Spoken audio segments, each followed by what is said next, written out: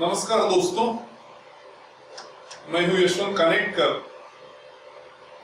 और आज हम देखेंगे इस लेक्चर में कि इफ ब्लॉक और एल्स ब्लॉक जो होता है एक डिसीजन कंट्रोल इंस्ट्रक्शन में, क्या उन्हें हम लोग एक्सचेंज कर सकते हैं। अगर कर सकते हैं तो क्या कुछ हमें करना होगा ताकि एग्जीक्यूशन प्रोग्राम का वैसे ही रहे, बरकरार रहे। एग्जाम्पल लेते हैं। सबसे पहले मान लो मेन के अंदर हम दो वेरिएबल्स यूज करते हैं ए और बी, और फिर चेक करते हैं एक simple C condition, if A less than और इक्वल टू बी। अगर ये सही हुई तो ए प्रिंट करेंगे, अगर ये गलत साबित हुई, फॉल्स हो गई, तो बी प्रिंट करेंगे। अब ए की वैल्यू 3 है और बी की वैल्यू 4 है, तो ये तो तय है कि ये कंडीशन ट्रू होगी, और जैसे ही ट्रू होगी आउटपुट आ जाएगा ए। अब हम देखते हैं कि प्रिंटफ ए जो कि इफ ब्लॉक में है, क्या मैं उसको एल्स ब्लॉक में लिख सकता हूं? अगर मुझे ऐसा करना है तो प्रोग्राम कैसे होगा?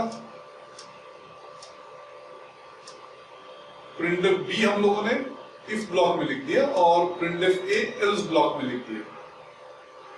अब कंडीशन तो A less than equal to B नहीं हो सकती।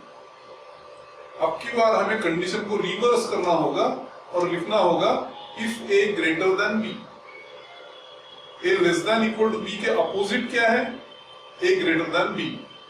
तो जैसे ही ए ग्रेटर देन बी करेंगे हम लोग, तो 3 ग्रेटर देन 4 ये फेल हो जाएगा। 3 ग्रेटर देन 4 फेल होते से ही एल्स ब्लॉक में जाके प्रिंटफ ए प्रिंट हो जाएगा, मतलब आउटपुट वैसे ही बरकरार रहेगा। तो सिर्फ इस सिंपल सिचुएशन के लिए नहीं, कोई भी आप कॉम्प्लिकेटेड सिचुएशन ले लीजिए, उसमें भी आप इफ ब्लॉक और एल्स ब्लॉक एक दूसरे के साथ एक्सचेंज कर सकते हो। और ये एक्सचेंज कब कर सकते हो? जब भी आप कंडीशन को रिवर्स करके दिखेंगे, तब ये एक्सचेंज मुमकिन है। तो कोई भी प्रोग्राम ले लीजिए, उसमें इफ और एल्स ब्लॉक एक्सचेंज करके देख सकते हो, और वो करते समय ये ध्यान रखिएगा कि कंडीशन आपको रिवर्स करनी होगी। और एक बार उसी प्रोग्राम को लेते हैं। ये पार्ट बिल्कुल वैसे ही है, आउटपुट इसका ए आएगा। अब इसी को हम लोग एक और तरीके से लिख पाएंगे। अगर हम लिखते हैं यहाँ a equal to 3 b equal to 4, और उसके बाद देखिए गौर से, प्रिंटफ ए और प्रिंटफ बी की जगह वैसे ही है।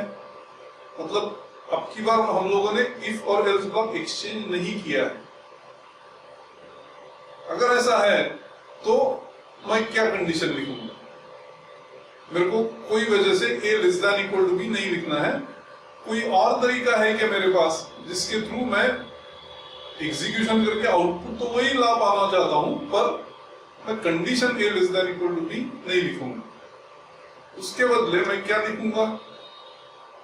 ए less than equal to B को ही दूसरी और तरीके से अगर लिखना है तो मैं लिखूंगा A not greater than B. A not greater than B, इसका मतलब ही A must be less than और इक्वल टू बी।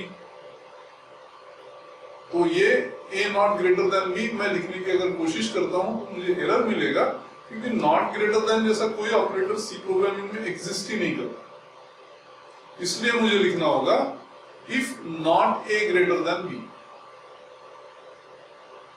मतलब ए ग्रेटर देन बी वैसे रखिए, नॉट बाहर निकाल लीजिए। अब हमें लगता है कि इससे क्या होगा कि 3 ग्रेटर देन 4 फेल हो जाएगा, नॉट ऑफ फॉल्स ट्रू हो जाएगा, और ट्रू होते से ही ए प्रिंट हो जाएगा। जब हम इसको एग्जीक्यूट करने की कोशिश करेंगे तो ए नहीं प्रिंट होता है, बी प्रिंट हो जाता है। ऐसा क्यों? क्योंकि नॉट जो है ये यूनरी ऑपरेटर है, वो ए के ऊपर ही काम करता है। अब ए की वैल्यू 3 है, 3 नॉन जीरो है, नॉन जीरो मतलब ट्रू, नॉट ऑफ ट्रू मतलब फॉल्स, फॉल्स की वैल्यू 0 है, तो कंडीशन कौन सी चेक होगी? 0 ग्रेटर देन 4। 0 ग्रेटर देन 4 तो फॉल्स ही है ना, इसलिए कंट्रोल एल्स में जाएगा और प्रिंटफ बी से बी प्रिंट हो जाएगा। मतलब सिर्फ not A greater than B लिखने से काम नहीं चलेगा। फिर हमें क्या करना होगा? हमें पेयर ऑफ पैरेंथेसिस का प्रयोग करना चाहिए, जिससे पहले ए ग्रेटर देन बी इवैल्यूएट होगा। अब 3 ग्रेटर देन 4 फॉल्स हो जाएगा, नॉट ऑफ फॉल्स ट्रू हो जाएगा, और ट्रू होते से आउटपुट आ जाएगा ए।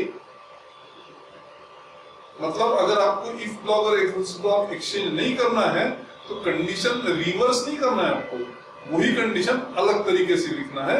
और वही कंडीशन अलग तरीके से लिखने के लिए हम लोग लॉजिकल नॉट ऑपरेटर का प्रयोग कर सकते हैं। नॉट का उपयोग क्या है? नॉट ट्रू को फॉल्स कर देता है और नॉट फॉल्स को ट्रू कर देता है।